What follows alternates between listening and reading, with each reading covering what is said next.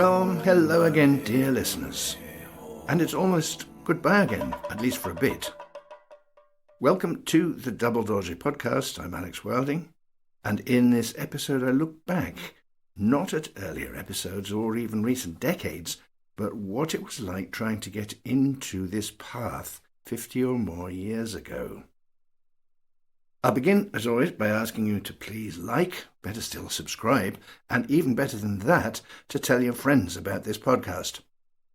You might wonder why I ask that, seeing as how there will not be an episode next week, but Series 2 is already in planning. Now, when this podcast first started, I didn't really know how long it would run. Topics have varied, but mostly my hope has been that listeners would say something like, well, I wish somebody had told me that when I first started. But there are only so many times that I can again spell out what the 4 revolting thoughts are, what the 3 refuges are, how important compassion is, and so on.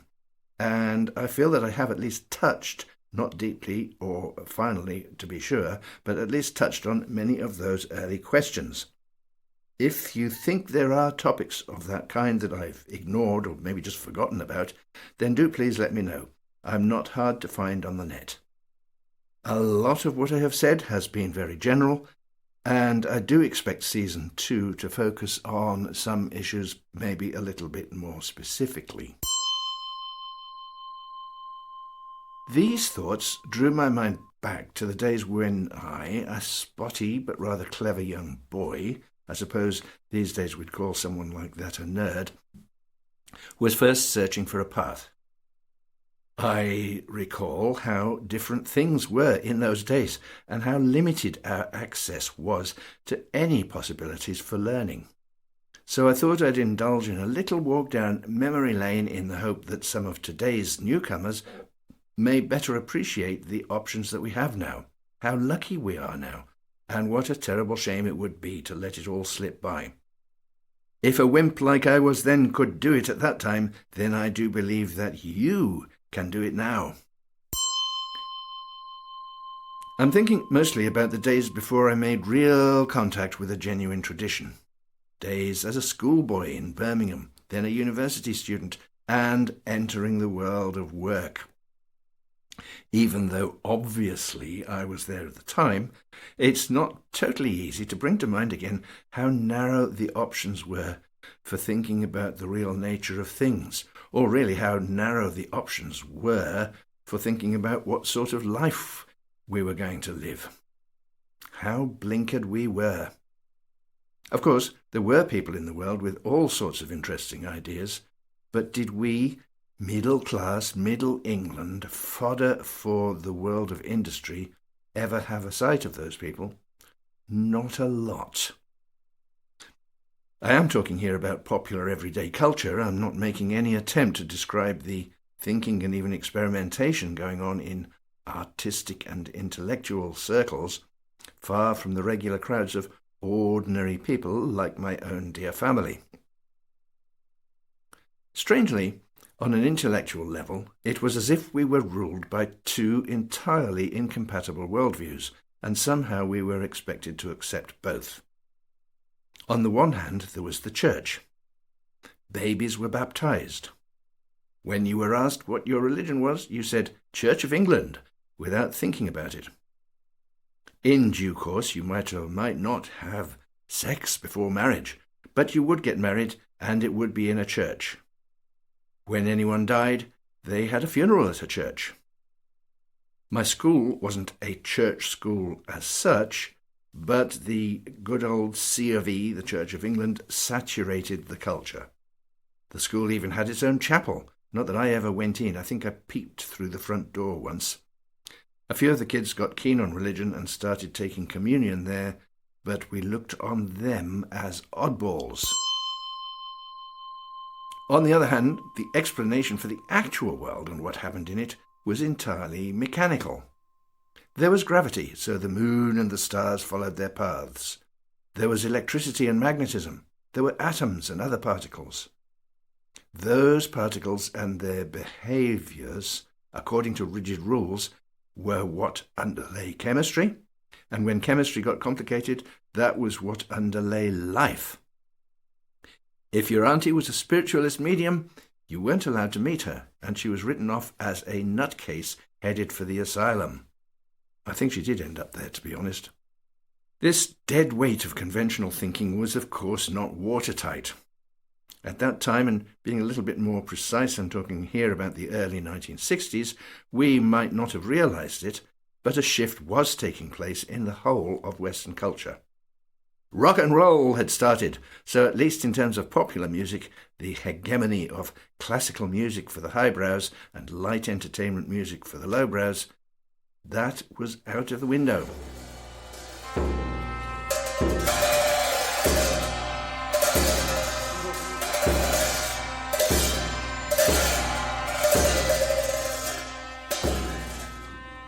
Hudson's University Bookshop was the place where I first saw a narrow window through which light of a strange and different colour could filter.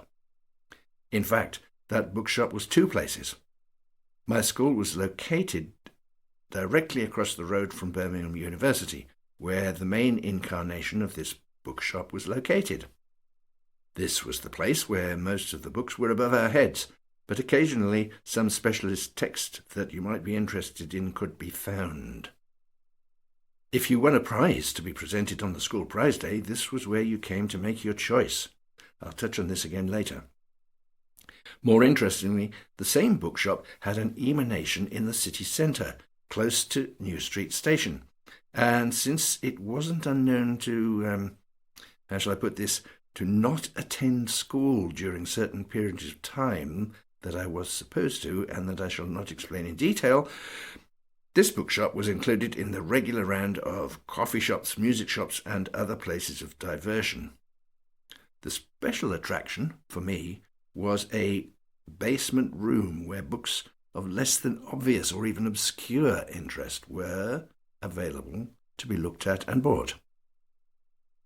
Standing there reading and occasionally buying gave me my first introduction to mysticism, spiritualism, theosophy, astrology, yoga, the occult, witchcraft, clairvoyance, past lives, the mysteries of the pyramids, the fiction, I have to admit that I did read this, of Lobsang Rampa, and travel by Bactrian camel across the Gobi Desert.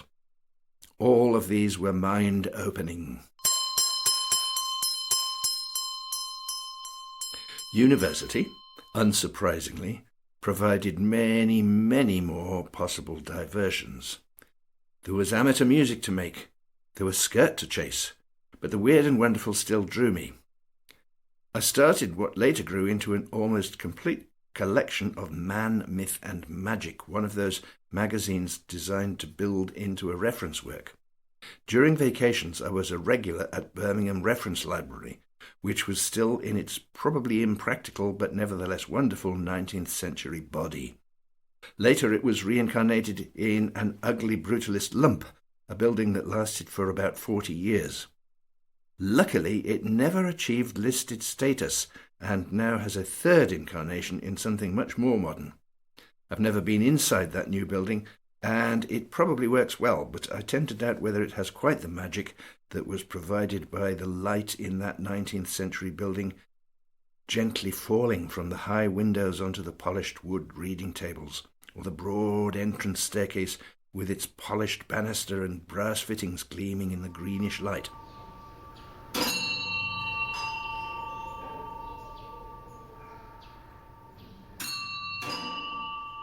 But enough nostalgia. The point was that in that library, although sometimes I was there for the official reason of studying what I was supposed to be studying, it was also a source for even more obscure books of the type that I just mentioned, books that had perhaps been out of print for many decades. I think it's fair to say that as the 60s turned into the 70s, interest in this whole range of topics became rather more accessible, if not actually mainstream. We used to call this interest things, and say, "Ooh, are you interested in things too?" with a heavy emphasis in the voice and a meaningful nod to indicate that a clear definition was unlikely, but we did know more or less what was meant. And of course, it wasn't just books. The Hare Krishna movement was seen on the streets while George Harrison and the other Beatles brought transcendental meditation to British shores. The Divine Light Mission had a place near where I used to live, in a house shared with followers of Krishnamurti and followers of a Sufi movement whose name I've forgotten, but which was making inroads into the New Age spiritual circles of the time. I did attend a couple of meetings with the Divine Light people, but not more. The books, I suppose, did lead the way. I had acquired a heavy tome that looked impressive, but that I never understood, authored by P. Ouspensky, who'd studied under Gurdjieff. It came from one of the darker shelves of Hudson's University bookshop, and I chose it as a school prize. It stood on my bookshelf for years next to several publications from the extremely wordy Paul Brunton, not to mention a couple of other books from the Theosophical movement. Talking of which, I did meet Madame Blavatsky herself in a dream only a couple of years ago. I had been walking up a path through some tall trees and came to the base of an enormous stone staircase, which I took to be the way up to Guru Rinpoche's palace on the copper-coloured mountain. Some other pilgrims were taking a rest at the bottom of the steps there before tackling the stairs, and we made use of a little tea shop to the side of the staircase entrance. Who should be serving but P Blavatsky herself? I asked what she was doing there, and she told me that because she'd written such a lot of nonsense, she wasn't yet allowed to start climbing the steps. But for her sins, she was working this off in the tea shop. In the meantime, she was enjoying the work because she met such a lot of interesting people. "Well, it's true, isn't it? You did write a lot of tosh, didn't you?" I said.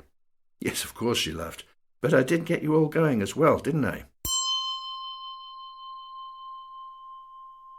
So there was a lot of rubbish in what I was taking in, but I forgive myself as I had no mentor to guide my studies, if I may give them such a grand word. I learnt to be sceptical of some things without necessarily ruling them out altogether, and slowly, I began to focus on Buddhism. There weren't so very many books available at that time, but I'll mention a few. There were the works of Anagarika Govinda, Edward Conze, Alexandra David-Neel. There were the publications from Evans-Wentz, which he did not translate but did edit in such a way as to almost entirely obscure the source text. Nevertheless, they piqued interest. There were a couple of books claiming to summarize the whole of Buddhism, one by Edward Conze, one by Humphreys. And I later learned that there was just a single chapter in Peaks and Lamas, which was a travel and mountaineering book by Pallis, that was short and to the point as far as Tibetan Buddhism was concerned. And somewhere along the line, probably in the reference library, I did dip into Waddel's rather narrow-minded and dismissive Lamaism Buddhism of Tibet. I do sincerely hope that some of you, dear listeners, are quite a lot younger than I am, and I ask you to imagine that this short list I have just suggested, which might be expanded if I went into detail to 30 or 40 titles, was a very large slice of the literature that was easily accessible to ordinary people in those days. Today, if you browse through some of the astonishing array of material available from various dharma stores, you will find literally thousands. Some of them, of course, are of dubious quality, been knocked off by somebody with not enough experience or knowledge, but many of them are of an extremely high standard. Some of them each represent years of work on the part of serious and highly qualified translators.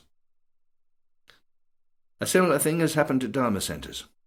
Back then, if you were to have put a lot of effort into looking, you might have found a tiny handful of centres across the whole Anglophone world. Within a decade or so, there were dozens, and nowadays hundreds, quite literally hundreds. And then, amongst all the digging, I had subscribed to a quarterly, I think it was, publication, The Middle Way, from the Buddhist Society in London. And somewhere in one of those I saw an advertisement for what was then called Cam Tibetan House. I booked in for a weekend, and that's where the rest of the story started. So, be glad. opportunities to carve out a path of study and practice are vastly more open than they were 50 years ago. And all of us from that time onwards have far more access to opportunities for real study and practice, as well as opportunities to choose our own path, compared to what many a Tibetan would have had in the days of old Tibet.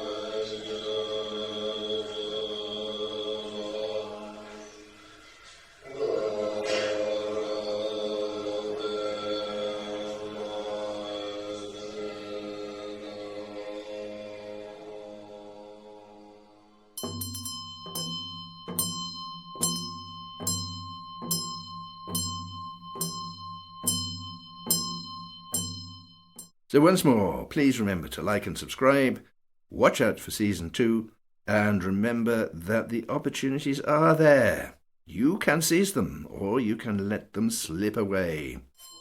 Bye.